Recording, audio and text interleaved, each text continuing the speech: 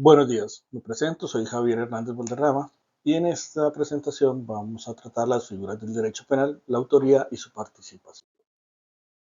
Por autoría del derecho penal tenemos que recurrir a las palabras de Cury, que dice que hace referencia a la persona que realiza o al sujeto que realiza de forma directa la acción o el hecho típico punible y tiene dominio funcional sobre este.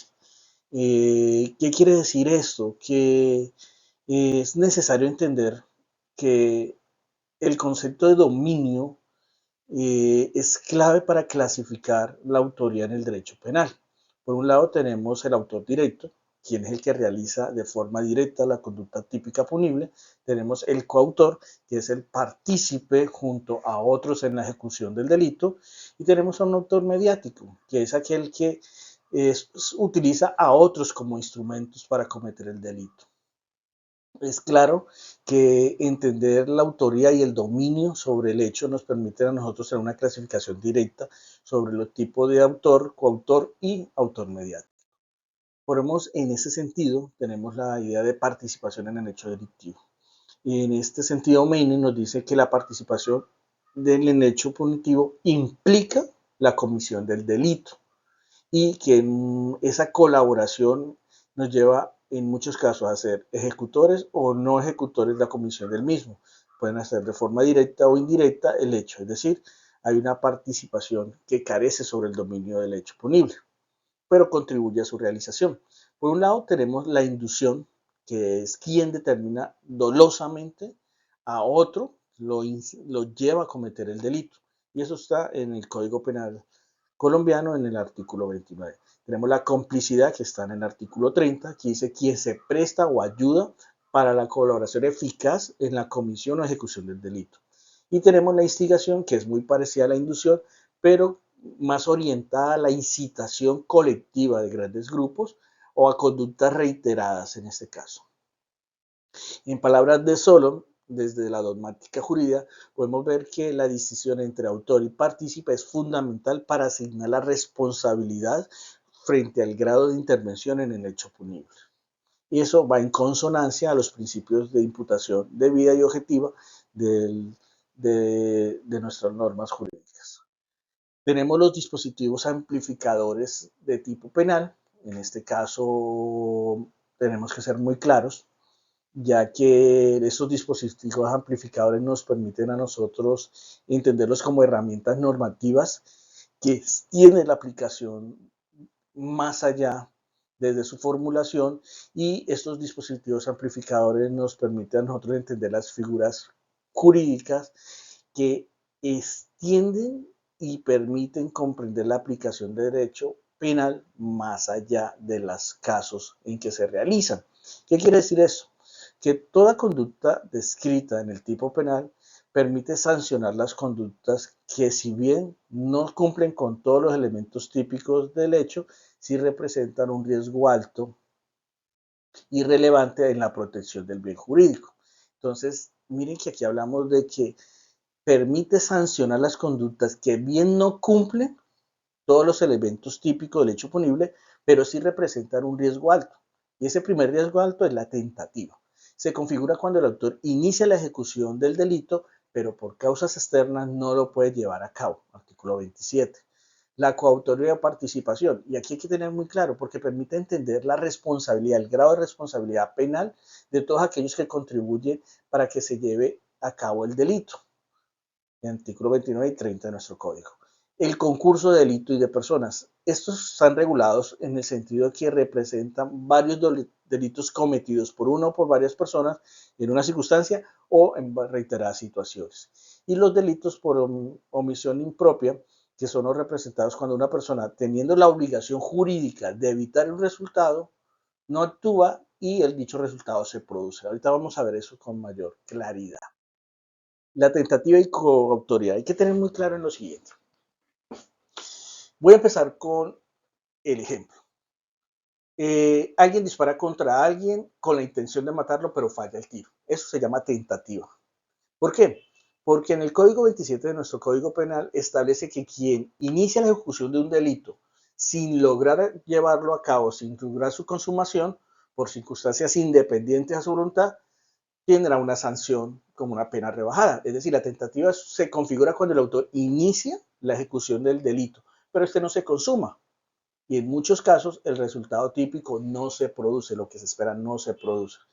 Si bien hay una tentativa, no se lleva a cabo. Por otro lado, tenemos la coautoría o participación. Un ejemplo sería el robo. Una persona entra a un lugar a robar, planifica con sus coautores y en el artículo 29 y 30 de nuestro código dice que no es un autor único, sino hay varios en esto. Entonces hay una coautoría en el hecho. Esas figuras permiten entender la responsabilidad, el grado de responsabilidad de aquellos que contribuyen de forma directa y relevante a la comisión del delito. La coautoría ocurre cuando varias personas actúan conjuntamente para llevar a cabo un plan común. Y la participación cuando se incluye un determinador, una figura determinadora, es decir, cuando alguien induce a otro a cometer un delito y el cómplice, que es muy diferente, es un colaborador. En el concurso de delitos y omisión impropia tenemos que tener unas ciertas claridades. Es claro que estos dispositivos permiten imputar la responsabilidad penal cuando no se ha consumado completamente o hay una pluralidad de los intervenientes. ¿Qué quiere decir esto? Que cuando hablamos del concurso de delitos, estamos hablando de que es necesario analizar cómo las personas abordan estas relaciones en la intervención para consumar el delito, es decir, en su grado de responsabilidad penal. Entonces tenemos concursos reales, que son varios delitos cometidos en distintos actos delictivos, concurso ideal, que son varios delitos cometidos en un solo acto. Un ejemplo sería, se reúnen, hay robo, asesinato, en el mismo, un homicidio en el mismo momento. Concurso aparente, cuando varios tipos penales parecen aplicables, pero solamente se imputa uno. Entonces, hay varios casos que es necesario entenderlos y dilucidlos de forma muy suave. Los delitos de omisión impropia.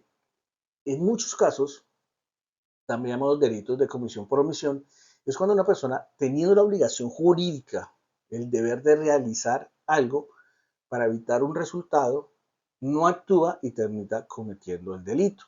El ejemplo de esto es cuando un padre debe alimentar a su hijo enfermo, no lo hace y por resultado este muere. Entonces en este caso hay una conducta delictiva que es la muerte, el asesinato. ¿Por qué? Porque él omitió hacer un deber que tendría que realizar, entonces en este caso es un delito por omisión impropia.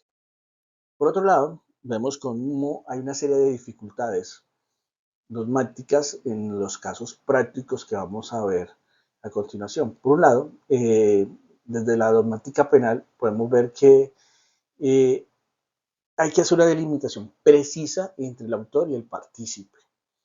Y lo hemos visto en los dispositivos, en la configuración y en todos estos elementos. ¿Por qué? Porque es necesario entender cómo están estructurados los procesos organizacionales delictivos, y en este caso las estructuras organizadas delictivas, porque es muy diferente hablar de autor y de partícipe. Asimismo, en la ejecución del delito hay casos de omisión impropia frente a el que tiene el dominio sobre el hecho. Por otro lado, estas dificultades nos permiten entender que hay que salvaguardar, primero comprender el dominio del hecho, como les decía ahorita, y quién determina la autoría. Por otro lado, diferenciar entre la cómplice, la coautoría, y especialmente en acciones donde hechos son muy difusos, no hay claridad sobre lo mismo. Y asimismo asignar la imputación objetiva o subjetiva y su conexión con la teoría del delito. ¿Cómo salvaguardar esto? Con un enfoque mucho más funcionalista, en palabras de Salazar, salvaguardando las dificultades dogmáticas que decía Zúñiga. Salazar nos dice que hay que adoptar modelos funcionalistas mucho más fuertes, mucho más robustos, que requieran un entendimiento sistemático del proceso penal, de derecho penal, para poder ir más allá de las visiones tradicionales de imputación de cargos y entender cómo las figuras de autoría, participación, instigación, incitación, están dentro de estos procesos, son dispositivos, pero es necesario que estén relacionados, vinculados dentro de este mismo para poder comprender cómo se realizaron. Es decir, la consonancia del principio de tipicidad, como decía Tamayo, debe estar también muy salvaguardada con la idea de dignidad humana, porque no se puede hablar de responsabilidad e imputación de forma tan a la ligera, sino que tiene que entenderse todo el contexto, las visiones y cómo entra todo a proceder dentro de los hechos punibles. Analizando los tres casos que tenemos y que se nos dejaron para nuestro proceso de aprendizaje, tenemos primero el caso de Nazario. Nazario es una persona que, valiéndose de una máscara y de un revólver, le quita la vida a su padre con el propósito de hacer una fortuna. En el momento que partía del hecho, del hecho donde cometió el delito, es detenido por los vecinos. Primero, Nazario tiene dominio y tiene autoría sobre la comisión del delito. Es una autoría inmediata o directa, es decir, la conducta típica, antijurídica y culpable la comete él. Eso está en el Código 103, en este caso el asesinato. Pero fuera de eso hay que aumentarle el grado de consanguinidad, que es un agravante, pues sería un parricidio. Por otro lado, también vemos que hay un móvil, en este caso es el económico, y actúa de forma dolosa, premeditada y pensada. Entonces, aquí los elementos objetivos de típico penal, y él es el que es estrictamente el que hace y realiza la acción.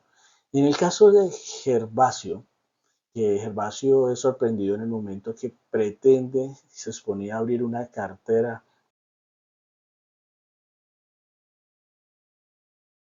El dispositivo amplificador es que es la tentativa, y hay que aplicar el artículo 27 del Código Penal colombiano, donde Gervasio es sorprendido en el momento en que se dispone a abrir la cartera para sustraer la billetera. Entonces en este hay una tentativa, es que él piensa, analiza y empieza el proceso de la ejecución del delito, pero es en ese momento sorprendido por causas externas. Entonces hay un acto idóneo directo que conduce, que lleva a que no se consuma el hecho punitivo por un elemento externo. Entonces, y él inicia la ejecución de la conducta punible, pero mediante actos idóneos, porque lo piensa y lo analiza, pero por actos externos no se lleva a cabo. Entonces, en este caso, hay una conducta punible, no se consuma el hecho, pero en este caso incurre en una pena no menor, creo que es la tercera parte, porque hay todo un proceso de tentativa de llevar a cabo la situación. Por otro lado, el otro caso es el caso de Cleóbulo, que es un reconocido jalador de carros, es inmovilizado por el vigilante del edificio, quien con su arma de dotación lo obliga a apagar el motor del vehículo cuando pretendía salir con él, sustraerlo, haciéndose pasar por su dueño.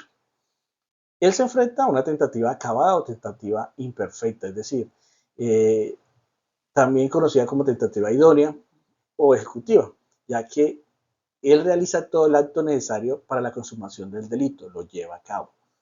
Se hace pasar por el dueño, prende el carro, lo mueve y en ese momento es detenido por un agente externo. Esto se produce por las circunstancias externas que le comentaba, que es el vigilante armado. Hay tentativa acabada, caracterizada porque el sujeto desplegó toda una acción ejecutiva directa para la consumación del hecho, en este caso del delito, pero por circunstancias ajenas no pudo llevarlo a fin, término, en palabras para él. Entonces, aquí la conducta como un hurto calificado en grado de tentativa, pues simuló ser el dueño. Muchas gracias por la atención prestada. Este fue mi análisis. Muchas gracias.